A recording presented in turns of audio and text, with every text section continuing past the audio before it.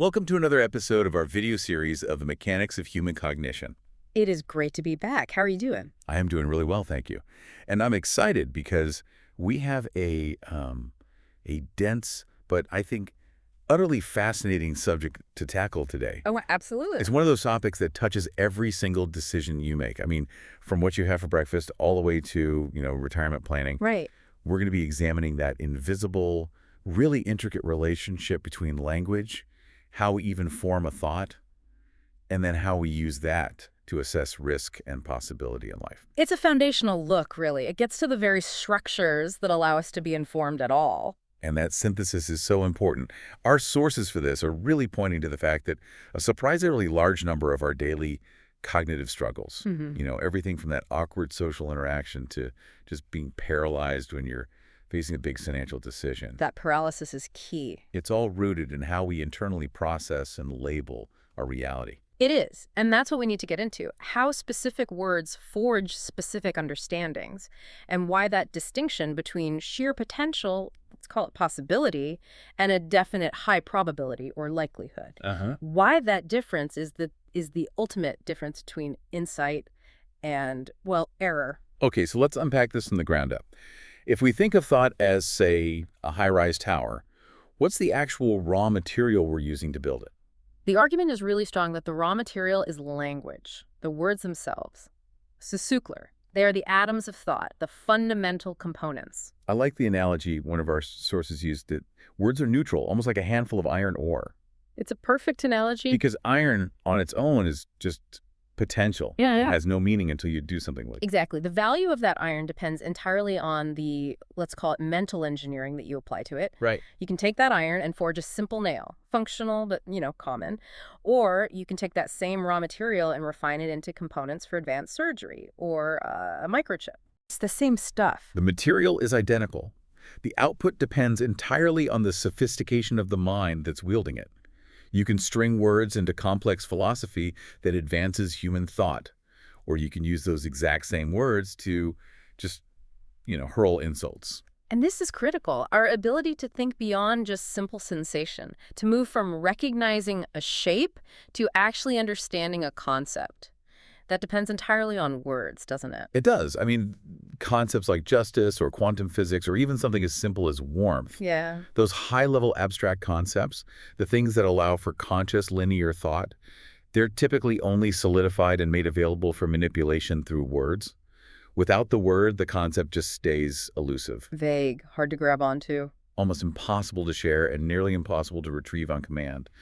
The word gives the thought its structure. And this is where it gets really personal for a lot of people, and something I was reflecting on from the source material.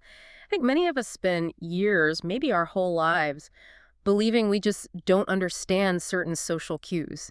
Feeling like you're perpetually missing the key. It's a very widespread, almost historical misdiagnosis of the problem, You might have felt like you were missing some kind of agreed-upon human dictionary. Yes. But the realization that often comes later is that the core issue wasn't that you didn't understand the words or the action. The issue was that you simply disagreed. Disagreed with the context. Yes. Or the interpretation. Both. You understood the mechanics of what was happening, but you rejected the meaning that the group was applying to it. But hold on, isn't disagreement rooted in a lack of understanding? I mean, if I truly understood your motivations, wouldn't I logically have to agree? Not at all, and that's the crucial distinction. Understanding, or analog, is a purely internal process of intake. Disagreement is a critical judgment you apply after the intake. Okay, give me an example. If I say, the sky is green, you instantly understand the proposition. You've processed sky and green into a coherent thought unit. But you immediately disagree with the factual statement. The structural unit of understanding is thought itself, Tuschenbeck. You can't disagree without first thinking. So we can break this down even smaller. To the most fundamental unit of that act of understanding, our sources bring up this concept they call the "an." Yes, the "an." It translates literally as the moment. But we're using it here to define the fundamental, indivisible unit of understanding. So it's not a unit of time. Not time, no. It's a unit of conversion. Understanding is the process of converting an external piece of information, a sound, an idea, a perception, into a definable, coherent unit inside your internal flow of thought. That piece of information exists fully processed for an "an" in your mind. Wow. So So what we're doing right now, this whole conversation, is really just linking tens of thousands of these tiny and moments together. That's it, exactly. And it matters because it proves that understanding isn't reliant on the complexity of the input. It's reliant on the capacity of the internal processor. It forces you to focus on the quality of your own processing, not just the quantity of data you're trying to consume. Precisely. You want that RAN to be as sharp and efficient as possible. And that realization just naturally pushes back against the idea that understanding requires complex human language. If it did, no other creature on Earth could understand anything. Exactly. The cognitive universe would be incredibly narrow, but we see clear counterexamples all around us. Like an ant following a chemical trail. Right. That ant is converting external chemical data into an internal imperative. Go this way. A baby elephant understands its need for protection from its mother. So they're still converting that external info. Be it pheromones, visual cues, whatever, into an internal, a unit of thought that then dictates an action. It shows the structural process of understanding is universal. So human language, then, is really a tool for transferring that understanding, for communication or a latmac. Its primary function is transfer, not the internal act itself. And it's just fascinating how the method of transfer has evolved. I mean, historically, if you wanted to transfer complex understanding, you needed to be face-to-face. Storytelling, meta look. Knowledge transfer was totally restricted by geography and time. Then the writing revolution changes everything. It removes those physical restrictions. Suddenly you could mail a manuscript. You could send complex ideas over vast distances without a human mediator there to repeat them, and maybe corrupt them in the process. It created a reliable, very dense transfer mechanism. And now, we're in an age where we transfer not just dense text, but speech, visuals, expressions, motion, all at the same time. It totally changes the density requirement for communication. Why spend 50 pages of a novel describing a room's atmosphere? When a 1-minute video can transfer that same understanding instantly, it's relying on thousands of simultaneous end units hitting the viewer all at once. Which means the tools for transfer are getting faster and faster, but the underlying mechanism, that and moment, is the same. And this is why we feel so overwhelmed. We're just feeding the processor too much raw simultaneous data.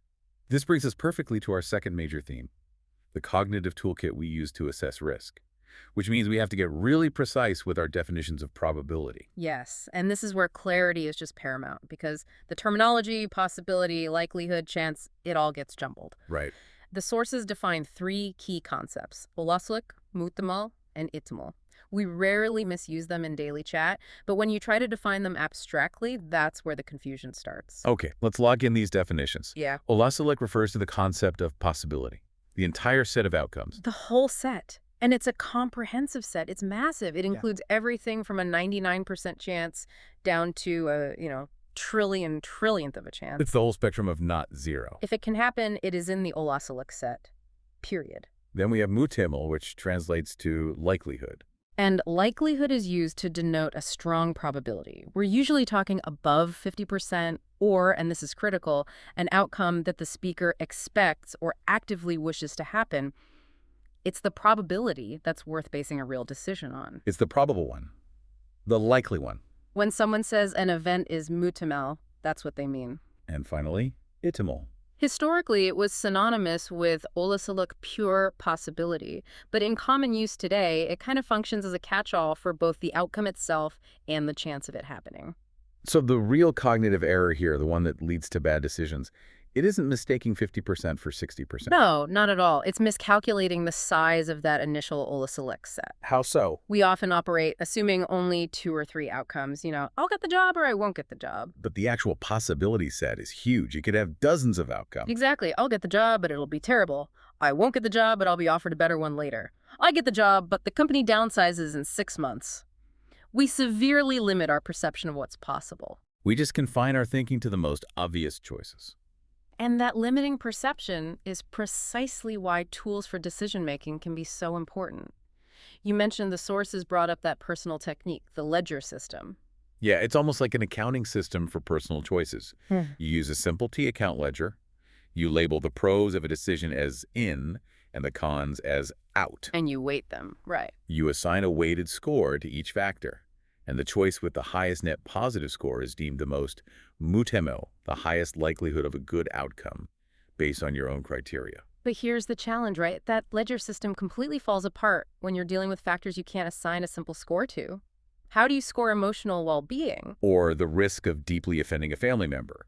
Yeah, that's where probability meets humanity. It's a real challenge.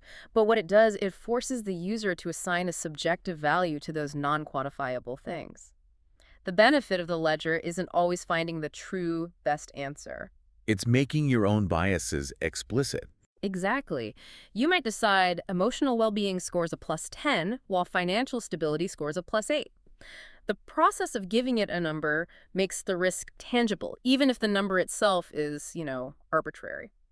And that desire to formalize probability and follow the highest perceived score, Oh. that leads us right into the societal impact of all this, because it really breaks people into two major groups. We could call them the likelihood lovers and the possibility lovers. Let's stick with the English terms, yeah. Yeah. But for anyone interested, those are the mutamel perver and the olasilic perver. The likelihood lovers are individuals or whole societies who favor high probability, rational, predictable outcomes. They're the builders of the status quo. They're the ones who prioritize stability. Study a proven field for a secure income, invest in index funds, maintain a defined career path. They're essential for continuity. And then you have the possibility lovers. These are the people, the groups, who chase small probabilities and high risk. The professional athletes, the entrepreneurs aiming for that 1,000-to-1 shot. The experimental artists. They are the innovators, the adventurers. It's a foundational axis of human effort, really.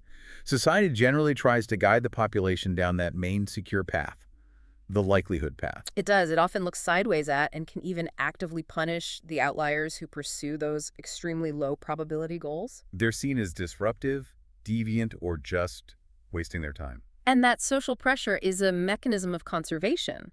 Society needs the majority to contribute predictably to its stability, but there's a massive hidden cost to everyone following the same main road. Yes, because there are these crucial times, massive economic upheavals, technological shifts, civilizational crises, when that main road just ends. It becomes impossible or actively dangerous. And in those moments, who becomes the most valuable person in the room? The people who are pursuing those small probabilities, the outliers, suddenly they're the new pathfinders. They were forced to develop unconventional skills, contingency plans. Making them perfectly prepared to navigate an unconventional world. Society needs both, but it really only respects one of them during peacetime.